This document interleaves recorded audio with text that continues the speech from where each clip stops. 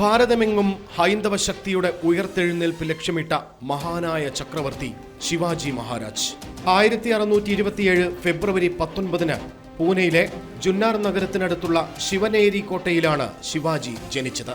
മറാഠ സൈന്യ പ്രമുഖനായിരുന്ന ഷഹാജി ഭോസ്ലെയുടെയും ദേവഗിരിയിലെ യാദവ രാജകുടുംബാംഗമായ ലഖുജി മാധവറാവുവിന്റെ മകളായ ജീജാഭായിയുടെയും ഇളയ മകൻ. മാതാവിൽ നിന്ന് ഇതിഹാസ പുരാണ കഥകൾ കേട്ടുവളർന്ന അദ്ദേഹം ഒരു തികഞ്ഞ യോദ്ധാവും രാഷ്ട്രതന്ത്രജ്ഞനുമായാണ് വളർന്നത്.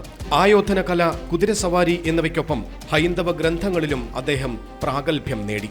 ദാദാജി കൊണ്ടദേവ് എന്ന ഗുരുദേവന്റെ കീഴിൽ നിന്ന് ശിക്ഷണം നേടിയ അദ്ദേഹം കറതീർന്ന സ്വഭാവശുദ്ധിയുടെയും ദേശീയ പ്രതിബദ്ധതയുടെയും മൂർത്തിരൂപമായി മാറി. ധർമ്മത്തിന്റെ അടിത്തറയിലാണ് അദ്ദേഹം തന്റെ സാമ്രാജ്യം പടുത്തുയർത്തിയത്. 1674 ജൂൺ 6 ഹിന്ദു സാമ്രാജ്യത്തിന്റെ ഛത്രപതിയായി അദ്ദേഹം അവരോധിക്കപ്പെട്ടു. മുഗളാധിപത്യത്തിൽ നിന്ന് രാജ്യത്തെ രക്ഷിക്കുവാനുള്ള ആദ്യ യുദ്ധം ശിവാജിയുടെ 29ാം വയസ്സിലായിരുന്നു.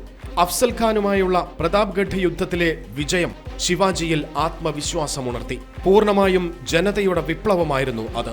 നൂറ്റാണ്ടുകളുടെ അടിമത്വത്തിൽ നിന്ന് ഭാരതം പുതിയൊരു ലോകത്തേക്ക് കാൽവെക്കുകയായിരുന്നു.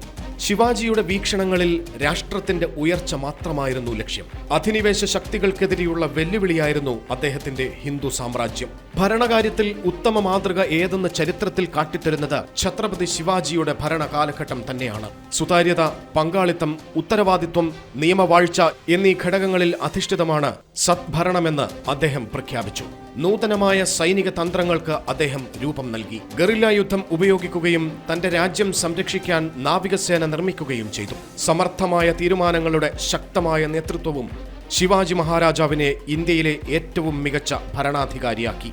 കേവലം ഒരു രാഷ്ട്രതന്ത്രജ്ഞൻ എന്നതിലുപരി രാഷ്ട്രാത്മാവിന്റെ സ്വപ്നമറിയുന്ന രാഷ്ട്രമീമാംസകനായിരുന്നു ശിവാജി. അദ്ദേഹത്തിന് വ്യക്തമായ ലക്ഷ്യബോധമുണ്ടായിരുന്നു.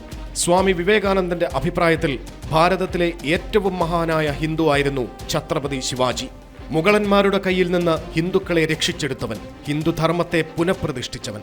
ഭരണാധികാരി എന്ന നിലയിൽ വിപ്ലവകരമായ മാറ്റങ്ങൾ കൊണ്ടുവരാൻ ശിവാജിക്ക് കഴിഞ്ഞു.